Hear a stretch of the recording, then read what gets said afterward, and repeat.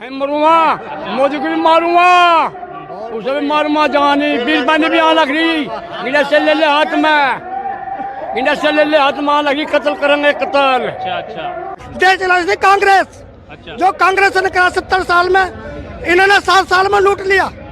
इन्हें लूटा कुत्ते ने, कुत्ता कहूंगा मैं तो, कुत्ता भी महाकुत्ता है। प्रधानमंत्री नरेंद्र मोदी जी, मैं आपसे एक बात करना चाहता हूँ। ये यूनिफॉर्म जो पहनी है, मैं कुछ दिन पहले चाइना के बॉर्डर के ऊपर ये यूनिफॉर्म पहन के खड़ा था तो मैं बहुत बड़ा देशभक्त था, और इस यूनिफॉर्म को उतार के जब मैं दिल्ली बॉर्डर के ऊपर खड़ा हो गया तो मैं बहुत बड़ा देशद्रोही हो गया, आतंकवादी हो गया, खालिस्तानी हो गया। इस नाम से नवाजा है आपके गोदी मीडिया ने मुझको। मैं आपको एक सलाह देना चाहता हूँ, किसी भी Sikh regiment, Jat regiment, Punjab regiment के सीईओ से फोन पे बात करके देखना और उनसे पूछना कि जब से ये प्रोटेस्ट चल रहा है, किसान आंदोलन चल रहा है, जवानों के स्वभाव में क्या क्या चेंजेस आई हैं, आपको बताएंगे वो। किसी जवान के घर में अगर प्रॉब्लम हो जाती है तो उसका ड्यूटी करने को दिल नहीं करता। आपने तो आग लगा दी उनके घरों में, क्या ड्यूटी करेंगे वो? उन्हीं जवानों को बीवी बच्चे, उनकी बहनें, उनके बूढ़े बाप हक लेने के लिए दिल्ली की सड़कों के ऊपर बैठे हुए हैं, ठंड से मर रहे हैं। आपको दिखाई नहीं दे रहे, आपको सिर्फ बिजनेसमैन दिखाई दे रहा है। कौन से बिजनेसमैन का लड़का बच्चा आर्मी में है? अगर वही बच्चे, वही किसानों के बच्चे बॉर्डर छोड़ के आ जाते हैं, अपने बाप के साथ खड़े हो जाते हैं, लड़ाई लग जाती है, तो चाइना से आर्मी लेके आओगे आप पाकिस्तान के खिलाफ? क्या हो गया आपके दिमाग को? कौन से बिजनेसमैन का, कौन से गुजराती का बच्चा है आर्मी में? आपको सभी खालिस्तानी दिखाई दे रहा है ना। दिल्ली बॉर्डर के ऊपर जो बैठे हुए हैं उन्हीं जवानों के बाप हैं वो। पूरी की पूरी आर्मी है ना जो पंजाबियों और हरियाणा के फौजियों के सर पे सरदारी करती है वो। देश बच रहा है तो बचा लो उनको, इतना बुरा माहौल मत क्रिएट करो कि जवानों को भी छोड़ के अपने बाप के साथ खड़ा होना पड़े। ਉਹ ਸਰਦਾਰਾਂ ਦੀ ਇਹ ਧੀਏ ਜਰਾ ਸੋਚ ਕੇ ਉਹ ਪੱਗ ਬੰਨਦਾ ਈ ਉਹ ਬਾਪੂ ਬੜੀ ਪੋਚ ਕੇ ਉਹ ਖਿੱਲੀ ਇੱਜ਼ਤਾਂ ਦੀ ਜਦੋਂ ਕੱਟੇ ਉੱਡਦੀ ਮਾਸ ਖਾਂਦੇ ਓ ਸ਼ਰੀਕ ਹੱਡੋਂ ਨੋਚ ਕੇ ਉਹ ਵੀਰ ਛਾਤੀ ਚੌੜੀ ਕਰ ਪਿੰਡ ਘੁੰਮਦਾ ਉਹ ਰੱਸੀ ਟਾਲੀ ਉੱਤੇ ਦਵੀ ਨਾ ਪਵਾਨੀ ਉਹ ਲੱਡੂ ਵੰਡੇ ਸੀ ਨੀ ਧੀਏ ਤੇਰੀ ਜੰਮੀ ਤੋਂ ਤੀ ਕਿਸੇ ਦੀ ਨਾ ਕੁੱਖ ਚ ਮਰਾ ਦੇਵੀਂ ਉਹ ਲੱਡੂ ਵੰਡੇ ਸੀ ਨੀ ਧੀਏ ਤੇਰੀ ਜੰਮੀ ਤੋਂ ਤੀ ਕਿਸੇ ਦੀ ਨਾ ਕੁੱਖ ਚ ਮਰਾ ਦੇਵੀਂ ਸੋਹਣੇ ਰੰਗ ਜਿਹੀ ਸੋਹਣੀ ਸੋਚ ਕਰ ਲਈ ਫੇਰ ਚਾਵੇਂ ਜਿੰਨਾ ਧੀਏ ਤੂੰ ਪੜ ਲਈ ਉਹ ਇੱਥੇ ਘੁੰਮਦੇ ਨੇ ਵੈਸ਼ੀਆਂ ਦੇ ਵਗ ਨੀ ਐਵੇਂ ਭਟਕ ਨਾ ਜਾਵੀਂ ਕਿਤੇ ਰਾਹ ਨੀ ਉਹ ਲੱਡੂ ਵੰਡੇ ਸੀ ਨੀ ਧੀਏ ਤੇਰੀ ਜੰਮੀ ਤੋਂ ਤੀ ਕਿਸੇ ਦੀ ਨਾ ਕੁੱਖ ਚ ਮਰਾ ਦੇਵੀਂ ਉਹ ਲੱਡੂ ਵੰਡੇ ਸੀ ਨੀ ਧੀਏ ਤੇਰੀ ਜੰਮੀ ਤੋਂ ਤੀ ਕਿਸੇ ਦੀ ਨਾ ਕੁੱਖ ਚ ਮਰਾ ਦੇਵੀਂ ਮਿੱਟੀ ਵਿੱਚ ਰੋਲ ਜਾਂਦੇ ਖਾਨਦਾਨ ਵੀ ਮਾੜੀ ਧੀ ਤੋਂ ਝੁੱਕ ਜਾਂਦੇ ਫੰਨੇ ਖਾਣ ਵੀ ਮਿੱਟੀ ਵਿੱਚ ਰੋਲ ਜਾਂਦੇ ਖਾਨਦਾਨ ਵੀ ਮਾੜੀ ਧੀ ਤੋਂ ਝੁੱਕ ਜਾਂਦੇ ਫੰਨੇ ਖਾਣ ਵੀ ਉਹ ਦਾਗ ਪੱਗਾਂ ਮਾਪੇ ਆਖਦੇ ਨੇ ਸੋਫੀ ਮੁੰਡਾ ਰੱਜ ਕੇ ਸ਼ਰਾਬੀ ਲੰਮਦਾ ਨਵੀਆਂ ਸਕੀਮਾਂ ਕਰੇ ਕੋਕ ਚ ਖਰਾਬੀ ਕਹਿੰਦਾ ਕੋਕ ਦਾ ਕੀ ਕੰਮ ਬਾਲੇ ਕੋ ਕਰੰਗੀ ਰੰਮ ਕਹਿੰਦਾ ਕੋਕ ਦਾ ਕੀ ਕੰਮ ਬਾਲੇ ਕੋ ਕਰੰਗੀ ਰੰਮ ਡੱਟ ਦੰਦਾਂ ਨਾਲ ਪੱਟ ਲੰਮੀ ਢੀਕ ਲੰਦਾ ਏ ਬਾਪੂ ਨੂੰ ਕੀ ਪਤਾ ਮੁੰਡਾ ਨੀਟ ਲੰਦਾ ਏ ਬਾਪੂ ਨੂੰ ਕੀ ਪਤਾ ਪਾਣੀ ਵੀ ਨਾ ਪਾਉਂਦਾ ਏ ਬੇਬੇ ਸੋਚੇ ਸਾਡਾ ਤਾਂ ਸ਼ਰੀਫ ਬਾਲਾ ਏ ਲੋਕਾਂ ਦੇ ਆ ਮੁੰਡਿਆਂ ਦੀ ਲਾਲਾ ਲਾਲਾ ਏ ਲੈਚੀ ਮੂੰਹ ਵਿੱਚ ਪਾ ਲੈ ਰੋਟੀ ਕੋਲ ਬਹਿ ਕੇ ਖਾ ਲੈ ਬਾਈ ਚਮਕੀਲੇ ਨੂੰ ਰਿਪੀਟ ਲੰਦਾ ਏ ਬਾਪੂ ਨੂੰ ਕੀ ਪਤਾ ਮੁੰਡਾ ਨੀਟ ਲੰਦਾ ਏ ਬਾਪੂ ਨੂੰ ਕੀ ਪਤਾ ਪਾਣੀ ਆ ਦੇਖੋ ਜੀ ਆ ਜੀ ਵਾਲਿਆਂ ਦਾ ਬਹੁਤ ਬੁਰਾ ਵਿਰੋਧ ਕਰਦੇ ਹੋਏ ਕਿਸਾਨ ਦੇਖੋ ਜੀ ਕਿਸਾਨ ਸਾਰੇ ਜੀ ਵਾਲਿਆਂ ਦਾ ਵਿਰੋਧ ਕਰਦੇ ਹੋਏ ਉਹ ਜੀ ਵਾਲੇ ਦੇ ਐਂਕਰ ਦੇਖੋ ਜੀ ਉਹ ਸੀਗੀ ਦੇਖੀ ਵੀਰੇ ਉਹ ਜੀ ਨਿਊਜ਼ ਵਾਲੇ ਨੇ ਇਹੀ ਅੱਤਵਾਦੀ ਕਹਿੰਦੇ ਉਹ ਜੀ ਹਾਂ ਉਹ ਫਸੇ ਹੋਏ ਨੇ ਜੀ ਵਾਲੇ ਦੇ ਨਾਲ ਐਂਕਰ ਬਹੁਤ ਟਾਪਾ ਕਰਿਆ ਇਹਨਾਂ ਲੋਕਾਂ ਨੇ ਦੇਖੋ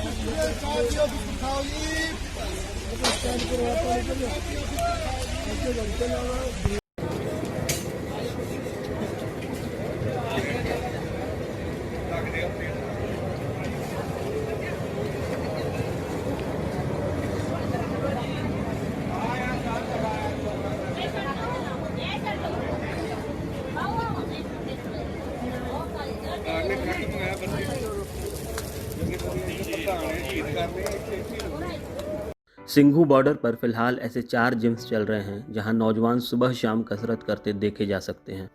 कोई लंगर सेवा करके लौट रहा होता है तो किसी को सेवा देने जाना है। जिम संचालकों का मानना है कि लंबे समय तक चलने वाले प्रोटेस्ट में ये ज़रूरी हो जाता है कि नौजवान अपने स्वास्थ्य का भी ध्यान रखें। ये मशीनें उन्हें स्वस्थ रहने में मदद करती हैं। पंजाब के नौजवानों के रोज़ाना की ज़िंदगी का हिस्सा बन चुके ये जिम्स आज उनके साथ दिल्ली बॉर्डर पर भी डटे हुए हैं। हाँ, जब से ये जिम आई हुई है तो हम शाम को डेली वर्कआउट आधा घंटा कर जाते हैं। आधा घंटा जितना भी टाइम लगता है हमारा लंगर में से आन कर लगा कर जाते हैं हम।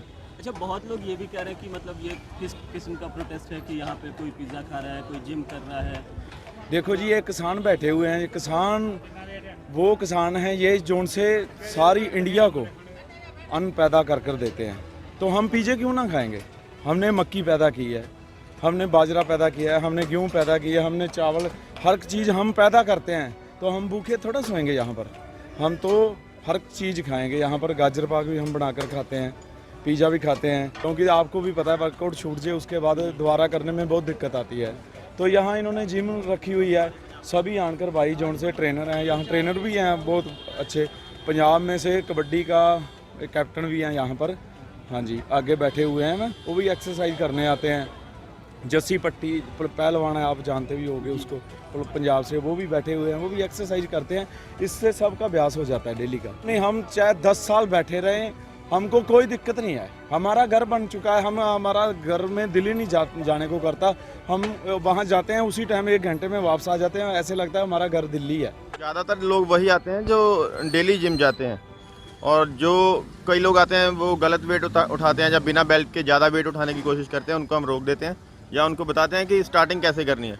उन्होंने लंबे प्रोटेस्ट देखे नहीं है। हमारे पंजाबी लोग ऐसा ट्रेंड सेटर हैं। अभी ये ट्रेंड सेट किया है, आगे आगे प्रोटेस्ट में इससे भी अच्छा होगा, देखना। मेरा नाम तरनजीत है और हम करनाल के रहने वाले हैं। मैं रेसलर हूँ और हमको यहाँ पे 1 महीना हो गया आके बैठे हुए। और ये मोदी सरकार है, इनको हमारे कोई असर नहीं हो रहा, पर इनको करना पड़ेगा। ये 2 कानून मान चुके हैं और तीसरा भी इनको रद्द करना पड़ेगा, क्योंकि सारा अंधाता यहाँ पे आके बैठा हुआ है। हमारे बिना भी किसी का कोई गुजारा नहीं। यदि हम ही घर बैठ गए तो देश ये खाएगा क्या? बहुत अच्छा है इनका ये योगदान है कि आके यहाँ पे हम सुबह भी आके 1 घंटा वर्कआउट करके जाते हैं और शाम को भी 1 घंटा वर्कआउट करके जाते हैं। सारा दिन नहीं, वर्कआउट मिस नहीं हो रहा, पर जो सी प्रैक्टिस है हम वहाँ पे अपने साथियों के साथ कर सकते हैं, वो यहाँ पे प्रैक्टिस नहीं हो रही। तो ये है, यहाँ पे जिम लगा लेते हैं, पर हमारा जो सा वर्कआउट है वो मिस हो रहा है।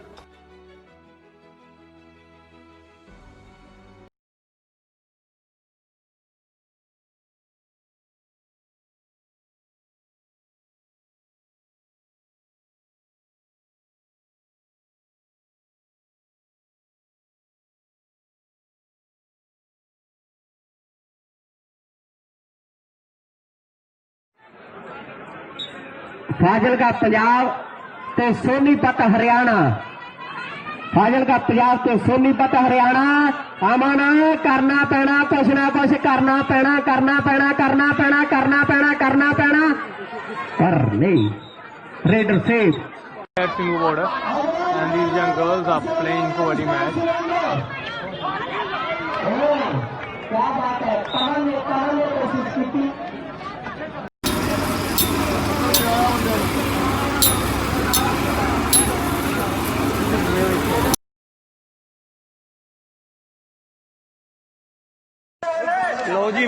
आ गए ते पक्के घर बनने शुरू ते अज तो रसोई बन रही है फिलहाल ते बैडरूम वगैरह बाकी वो भी बन गए। देखो तुसीं कंध हो गई पक्के डेरे मोदी किसी वहम विच ना रहे भी ये चले जाणगे सीमेंट च चिड़ियां सीमेंट च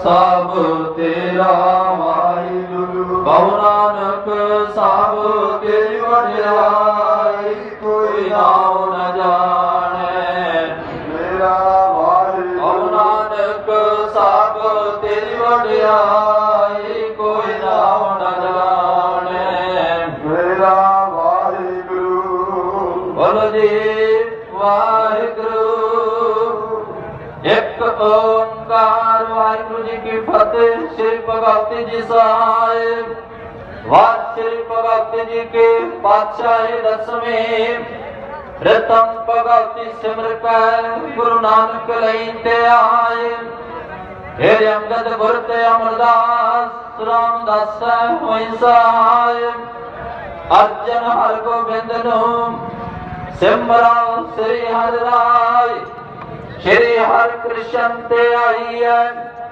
जिस विठे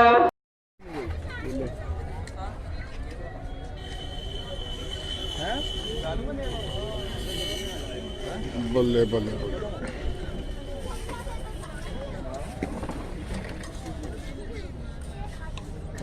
की गल है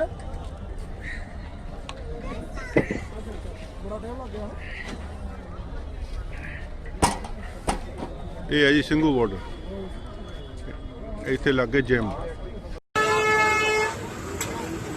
ये हमारे साथी नवीन चतुर्वेदी जी जो इस समय यहाँ पे लंगर के लिए रोटियां बना रहे हैं और आप देख ही सक रहे हैं इनके पीछे कि लंगर में बहुत सारे साथी यहाँ पे प्रसाद ले रहे हैं और इस तरीके से यहाँ क्योंकि रोटियों की बहुत तकलीफ है यहाँ पे तो इस तरीके से रोटियाँ बनाई जा रही हैं जी।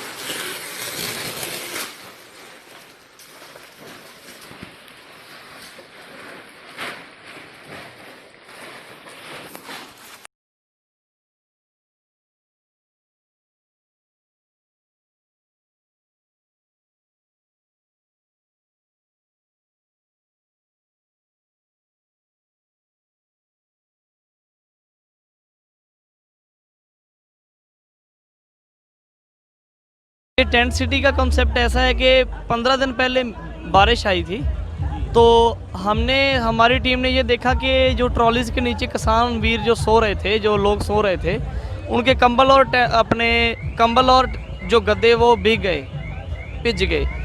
तो फिर साडी टीम ने सोचा कि कुछ ऐदा किया जाए कि ਜਿਹੜੇ ਸਾਡੇ ਇਹ ਟੈਂਟਸ ਲਗਾਏ ਨੇ ਅਸੀਂ, ਇਹ ਵਾਟਰਪ੍ਰੂਫ ਨੇ, ਸਪੈਸ਼ਲ ਕੈਂਪਿੰਗ ਟੈਂਟਸ ਨੇ ਐਡਵੈਂਚਰ ਦੇ ਲਈ। ਤਾਂ ਫਿਰ ਅਸੀਂ ਇਹ बुरा हाल करते हुए लोग आज जी वाले नहीं एंकर है भाई, anchor ji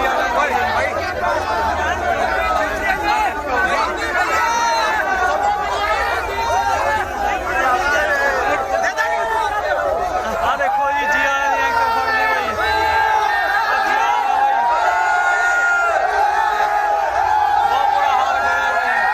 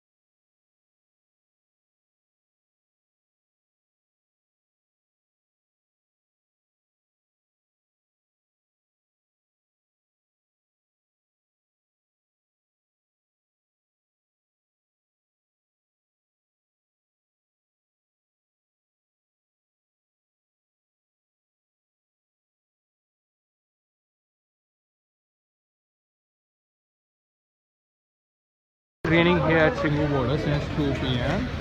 and I am standing here on National Highway which connects Punjab, Haryana with Delhi, and a religious organization from Punjab's Gurdaspur, they have built train shed here on National Highway, and they are cooking food here.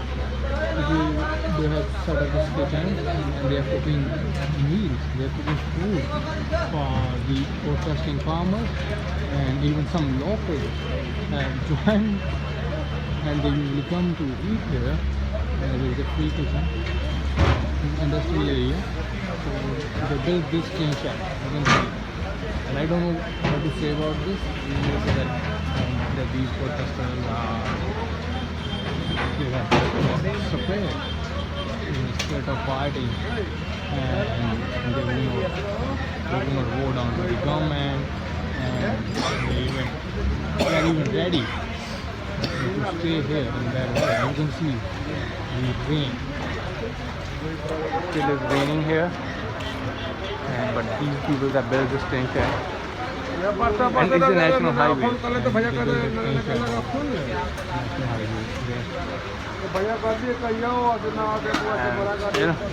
raining outside, but they are having food, and here they are cooking food. Baba ji ਕਿੱਥੋਂ ਆਏ ਤੁਸੀਂ? ਕਿੱਧਰੋਂ ਆਏ ਤੁਸੀਂ? ਘੁੰਮਣਾ ਕਿਹੜਾ area ਜੀ? ਗੁਰਦਾਸਪੁਰ। ਆ ਸ਼ੈੱਡ ਕਦ ਬਣਾਇਆ? ਅੱਜ ਪਾਇਆ। ਅੱਜ ਪਾਇਆ ਜੀ? ਕਿਉਂ? ਬੱਦਲ ਕਰਕੇ ਬਾਬਾ ਜੀ। ਅੱਛਾ ਜੀ।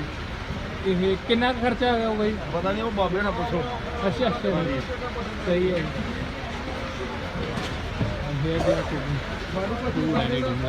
Thanks for watching.